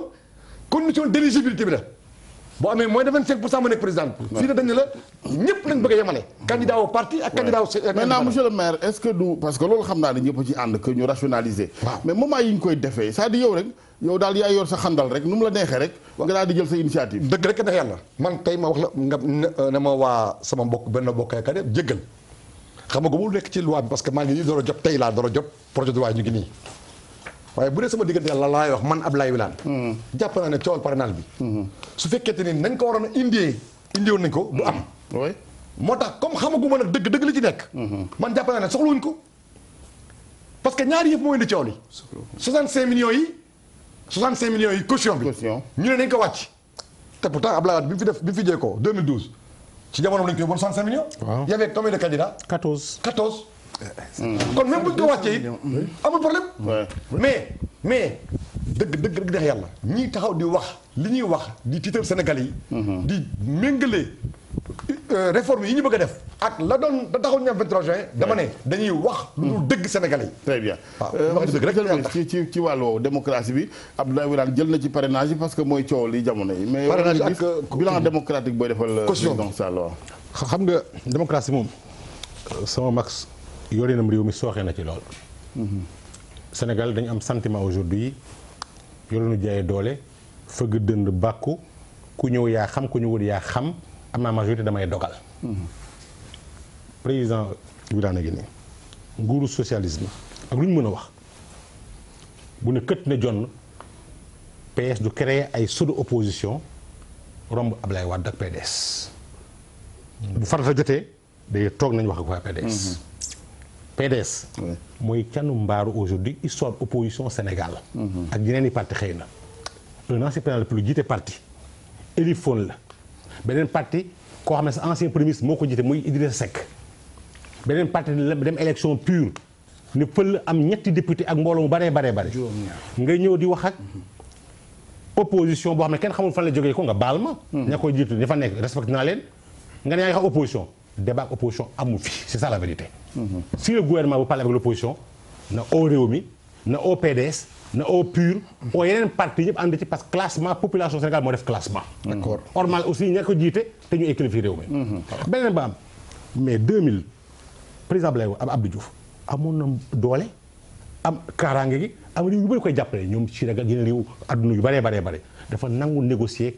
benn code consensuel bu tax mu ñàkk élection dem yoonam Ablaye Wade nangu ba sedde sax dindi élection sax dénk ko keneen ni ko opposition bëggee nangoo perte bu ñu ñëwee parrainage mais 2012 ba ñu dem élection APR parti bu juddu bees ban nattukaay lañ amoon pour xam dooleem ci réew mi. daa am benn député.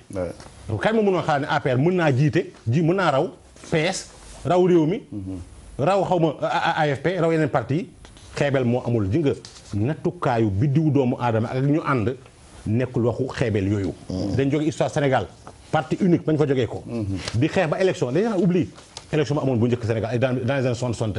amoon na fi ay ubbi fetel rey ay nit yoo xam ne ci affaire contestation ay nit ñu bari deeti nañ koy fàtte ba booru palais ba bañ dem ay 4 courants dem ba yokkaat beneen courant président Abdoulaye Wade di ñëw jaar ci ñoom président Moustapha Niasse ci ñoom Jean Collin def ay pexeem dem ba Mogadiscio dem négociation créé parti contribution opposé wu 26 ans ba yegg si fi ñu yegg tey mu ubbi bunt yi parti yu bari xam nga nañ bàyyi di xeeb di coof kii fële li ñu soxla ci parti yi solution bi pour yemale am solution bi ci laa jëm si solution bi mooy lan code des non maa ngi ñëw code des partis politiques dafa am Sénégal nañ respecte loi bi mooy parti bu ne da nga war def ay état financier annuel boo ko def bu nañu ko dissoudre parti bu jël dërëmu wala 15 bitim réew wala Sénégal sax bu dëkk bitim réew code bee ko wax de dañ ko war a tas pourtant dégg naa waa APR ay kilifa taxaw naan ñun waa bitim réew ñooy jàppaloon suñu finalement élection ministre lañu te dafa war a autosaisir dissoudre parti ba parce que c'est écrit dans le code bu ñu waxoon li code bi war a def da nga war a def élection war a def ay congrès yooyu def da nga ko war a changer bu ñu ko appliqué woon bu ñu nekkee ñetti téeméeru parti bala ñu wax ñaari at la cay def du ma juróom fukki parti coow bi tey mooy nañ def financement des partis politiques respecter statut opposition moo ne constitution moo ko def waxtaan ci rek lijjanti loolu benn mbir ba ñu war a lijjanti xam mooy leen Alaaji Assane nañu fexe ba tey ji ñu dem ne élection bu ñu ciy dem dañuy def des comptes de campagne ku nekk la ngay def ci campagne mais nangam lay toll war a koo weesu am commission nationale bu toppatoo loolu mooy coowal français mais la mooy ndeyu tey ji kenn war a ñëw doon campagne commune bu nekk 200 000 francs nga nekk fu war mën a joxe fu nekk ay 10 millions wala 5 millions xaalis ba fan la jógee ko ak naka ñu ko plafonné naka nga mën a jëlee essence administration bi ndax élection bu jotee am nga droit nekk directeur wala ministre jël haute administration jël essence am jël suuf administration jël sa gàddu ko dem ci am déet voilà les règles du jeu qu'on doit régler d'abord bu jógee ci loolu maintenant affaire parrainage amul benn politicien bu respecté boppam ba mu ambition nekk président te gëm ko laa wax de caaxaanoo dafa fi caaxaan même caaxaan kuy caaxaanee 65 millions caaxaane wër Sénégal po moom du po moom gone de po moom ponkal dëgg la loolu ak am ginnaaw kenn du bañ ay 65 060 signatures même 100 000 signatures kenn bañu ko mais nañ ko waxtaanee pencoo ko na président toog ak parti ma coalition opposé bu dajee ñu waxtaan sur les règles du jeu mu leer nañ parce que loolu moom doo ko aaki moom à la commission d'arbitrage boobu ñu bari di wax ci laa jël question bi laa jëm yow tey dañuy def parrainage na nekk 65 000 na nekk 70 000 na nekk 100 000 amul solo xam la même solo mooy mais kan mooy saytu signature yi kan moo fay toog c'est tous les partis maa ngi ñëw ak signature Sénégal bu ne ñaati nga am sañ-sañu parrainé ndax boo parrainé am nga sañ-sañu génnaat ca buñ la neexale wala ñu corrompre wala nangam ndax bu amee lu ci leerul am nga possibilité changer ko ay recours ay et cetera question yooyu mais waruñu toog ñun nekk ay politique ñu koy déglu Assemblée nationale la moo nekk ci biir kenn xamul la ci biir ce débat là on doit régler une bonne fois pour tous monsieur le ministre Sadibou après Malick ñu ngi jotaay gi allez voilà man démocratie bi mais notamment parrainage je voulais surtout m'adresser à mon ami Wilane parce que sincèrement on peut tout reprocher au Parti socialiste mais du temps de Diouf quand même il avait institué la concertation. Absolument. Règle de fonctionnement. nous sommes toujours dans mais cette yéen disposition. non seen compagnonnage ak Macky Sall. dafa mel ne daf leen di gëlëmlu. déedéet li nga bëgg mooy ki nga mën a xelal ci bàyyi ma wax Cheikh Sadibou ñun bu ñu mën a xelal Macky Sall ci bureau am du ngeen ñu yóbbu mukk ñu taxaw ci penc bi di ko wax li muy def. li Aliou Sow wax loolu la ñu bëgg waaye duñ ko taxaw wax fii nag. les discussions que nous avons toujours menées. et on va y arriver. des discussions ouvertes. Moi, j'ai conduit des discussions yoo xam ne bi sur le code électoral à l'époque avec le Parti socialiste avec Khalifa Sall que vous avez mis en prison aujourd'hui et dañ daan toog ñu waxtaan suñu bureau. ñu ngi di 9 amendements yi ma accepté ko proposé ko waat ma accepté. nous allons vous rappeler nous allons vous redemander de revenir discuter. déglu ma c'est une tradition que vous êtes en train d'abandonner. Non, il faut pas voir. heureusement que vous avez si vous décidez d'abandonner le boycott c'est très bien. Bonne nouvelle ça. mais concertation yi ngeen di woote. mais concertation yi dafa dul concertation yoo xam ne yu sincère la. Ah bon? Parce que mise en scène la moom ngeen di def mais la preuve concertation bi ñu demee yu mujj yi. ñaata point lañ ci retenir affaire parrainage bi. du affaire parrainage bi il y a aussi le problème nu mu tudd ci du bulletin unique et de la caution. Macky Sall lan lay def bi mu eggee ci bureau on lui a demandé d'arbitrer te concertation yi defal naa ko ma eggale waaye bàyyi ma eggale concertation yi bi ñu ko defee parti yi ci bokk ñu ci bare dañu ñëw dugg ba noppi génn. ngeen wax naan des partis ki non dem seen yoon la preuve. Macky Sall ñu yóbbu fa pour mu def arbitrage mu sepp ci parrainage parce que parrainage. mais bu déggoo amul majorité ça sert à quoi ak problème yi ci am ak piège yi am ci parrainage. ñëpp xam na ni fi mu nekk nii dañ ko def pour fexe ba am ay candidatures yoo xam ne du mën a jàll. donc non mais quel que soit alpha il faut accepter la concertation en règle de fonctionnement et une concertation sincère wax nga ko léegi. mais c'est une bonne nouvelle. mais monsieur le ministre bu amee commission boo xam ne yéen ñi ko constitué dal na seen xel. di ngeen ànd ci parrainage yi parce que Sénégal yëpp dañ naan vraiment il y a trop de partis il y a trop de candidats. par principe ñun on a toujours été ouvert à la concertation. Bonne nouvelle. Mais le problème, c'est qu'avec vous, la concertation n'est pas possible, vous ne posez que des pièges. Chaque fois bu ngeen wootee concertation, mi ngi nii bu ñuy def réforme constitutionnelle bi lan ngeen wax. ñu ñëw tànn par exemple tant de députés la ñuy am fale au niveau de la diaspora. ñu woon gannaaw ngeen def 15 députés. ak leneen donc Macky Sall day woote nit ñi pour gisal. pour ñu ne voilà nit ñaa ngi seetaan Sénégal Macky Sall nit ci jàmm la. nit ci dialogue la bon lépp loo xam ne bi arrêté nañ ci concertation. si vous êtes d'accord attendez Cheikh Sadibou si vous êtes d'accord pour engager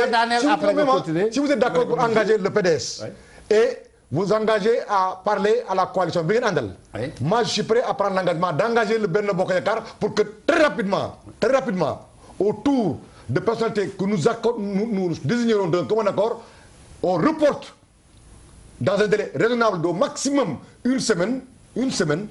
l'étude de cette loi. dàq leen wax de ce projet de loi ñu toog waxtaan ak yéen. dàq leen loi bi si vous engagez. dàq leen loi bi.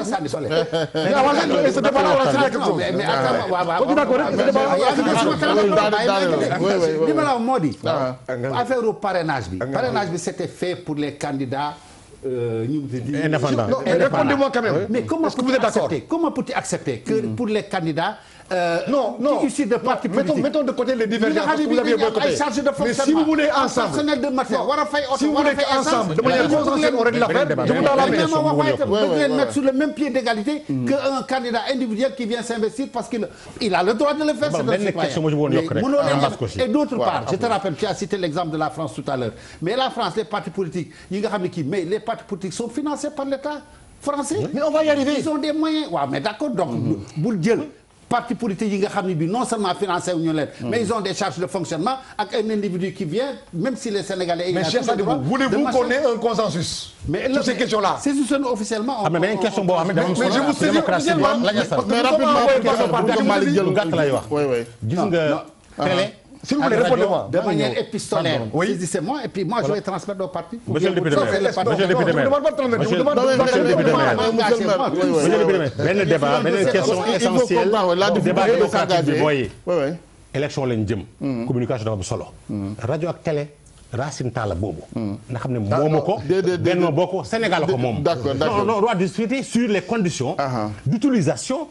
avant la campagne. ci biir campagne après campagne bi. télé ak rajo bi nga xam ne Sénégal ko moom. suñu budget dañu koy financé. suñu journaux bi ay soleil dañu ko war a lijjanti waxtaanee loolu. ça aussi c'est très important. mu ne aujourd'hui ki moo affaire bi. def la neex jël ay maires. ay politiciens. pour la première fois yoo xam ne ils sont des membres de parti direction de parti politique. jox leen ko ñu def lu leen neex même temps PS amu fi woon. amoon ay membres bureau politique xëy na mais à ce niveau de responsabilité mais on revient en arrière. le débat sur l'audiovisuel public. les gens n'en veulent plus. ah non je vous dis. Maodo Malick très bien El Hadj Assane man damay wax ni gis nga sur le parrainage et la caution. ñun suñu mouvement dañ ci amoon benn point de vue ñun dañ ci je crois que fin janvier début février ñun ci lañ ci prononcé wu le mouvement gëm sa bopp mooy bi ma jiite muy benn mouvement ci Sénégal mooy mouvement gëm sa bopp amul beneen bu bees non bi juddu 2008 def 10 ans de gëm sa bopp bu bees bi nag non am na beneen boobu je crois que boobu naw sa bopp la xam nga naw sa bopp mooy nga dem ba yàlla dimbali la après nga wër Sénégal yi non mais en tout cas Bougane à sa télévision Bougane du émission benn la am ci semaine bi télévision la am dina la toog suba la am non pour vous dire que ñun position bi ñu ci amoon dafa leer dañ ne ñun on n'est pas dans une plutocratie c'est-à-dire mënuñu nekk fi nga xamante ni dañ naan nañ caution bi dafa war a nekk 50 millions après 65 millions après 200 millions boo ko defoon 300 millions dina am ñu ko lijjanti absolument parce que gis nga nit ki bëgg a présenté wu dara mënu ko télé présenté mais dama jàpp ni gis nga dafa am léegi interpellation bi Wilane def moi je pense que suñu débat yi bu ñu ko xeeb dara mën na ci judd ah oui parce que gis nga te mbir mi fi ñu Sénégal fi mu toll maanaam extrémité yi ñu toll nii il faut que des gens pondérés comme vous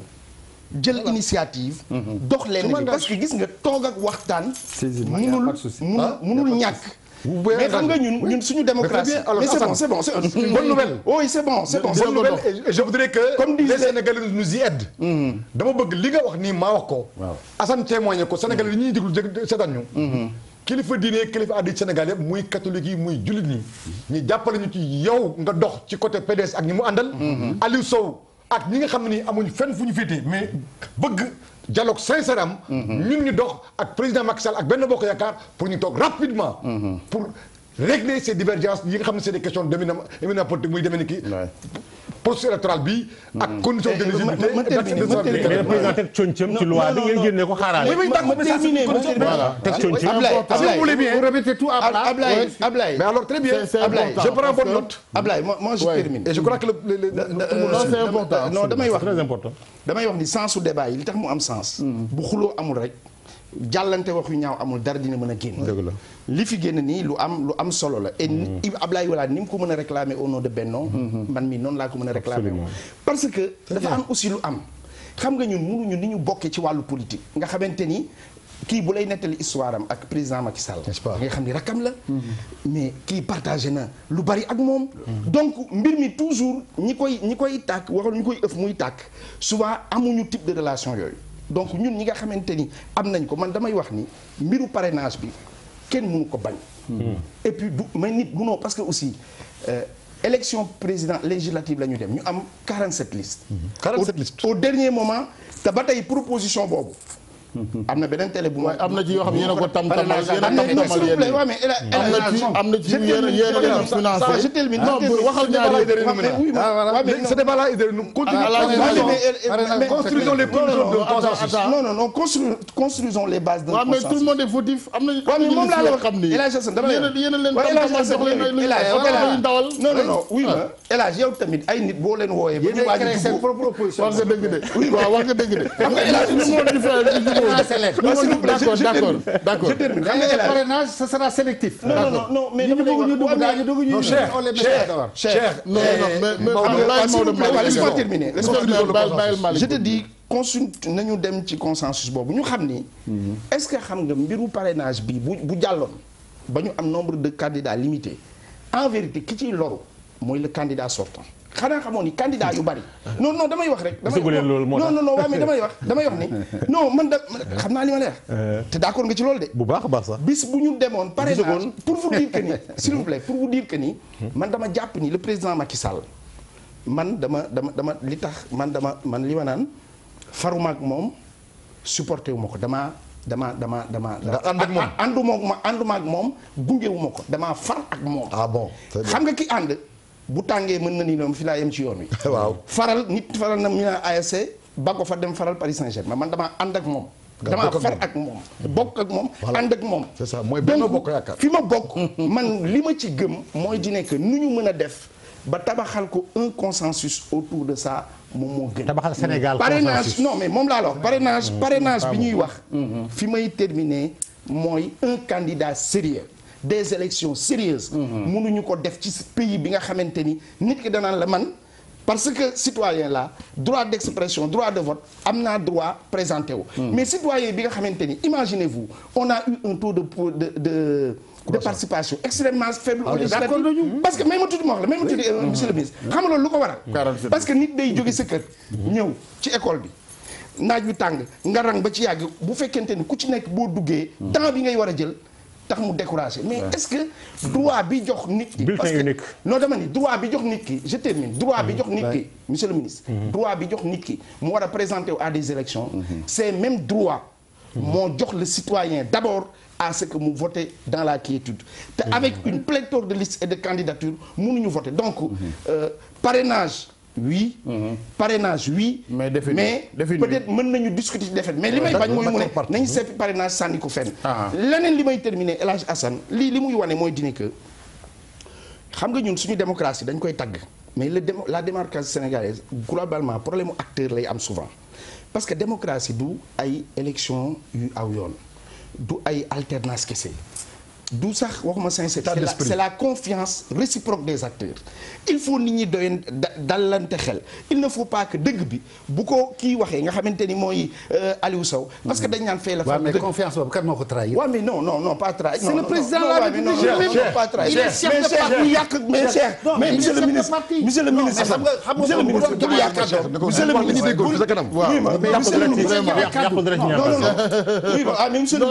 bul yàq oui ma problème mooy confiance. non yéen vous partez pour être aujourd'hui un héros de l'histoire ki nga xamante ni aussi moo di Wilane ak ñun ñi nag mais le principal facilitateur nag doit être le numéro 1 des Sénégalais le président de la République et je suis sûr que nous allons l'y aider mais est-ce que nous allons l'y aider nous allons l'y aider mais il faut quand même reconnaître sa bonne foi par rapport à toutes ces questions maintenant nag xam nga le problème lan la mooy di nekk na ma yàlla baal parfois dafa am ñi nga xamante ni rôle bi ñuy jouer du baax dañ koy jouer mu jëm nii mu baax fii ëllëg ñu jouer la ko mu demee neneen donc dama jàpp ni globalement d'abord may woo opposition bi l'opposition parlementaire di leen wax ni leen pour man li ñu def tey ak nu mu munti demee nañ koy moytu premier ministre dem na ak nu mu munti demee nañ fa toog wax parce que man franchement gis naa premier ministre aussi taxawaayam ci wàllu défendre ce que le président a fait di ko ñoŋal di ko waxal war nañu mën a dem ku ci am question poser ko moo gën le boycott mais dama jàpp ni lii yëpp monsieur le ministre mën nañu féete ginnaaw. très bien ak DG pardon dama bëggoon tëj ci seen note positive sinon leen na fi juddu de DG gis nga buñ jëkkee jotaay monsieur le ministre dafi neex na ba pare de président Macky Sall chef parti la moom la ñuy sas lii na jël téléphone am en tant que chef de parti au Ablaye Wade chef de parti au Idriss Seck chef de parti o yeneen ñoo xam ne chef de parti descripté sur le plan politique ba pare nag war a mën a arbitrer après en tant que njiitu réew te xam ne tant que mu ngi jiite parti bu jiite réew da def nawle njiitu réew parti yi nga xam ne ni léegi ñooñu muy woo ban tenue nga leen di xelal ñoom it ban tenue la ñu war a am ñooñu mu wax parce que nag aussi bu ko doon def tey bu ko defee ñu def safaan la non ñooñu bu ko doon def tey ku ci nekk da nga matal sa kilifte bu day ni njiitu réew bu la ooyee ci turu parti jiite ko di nga ko oyu wax ak moom te ngeen di wax ci wàllu parti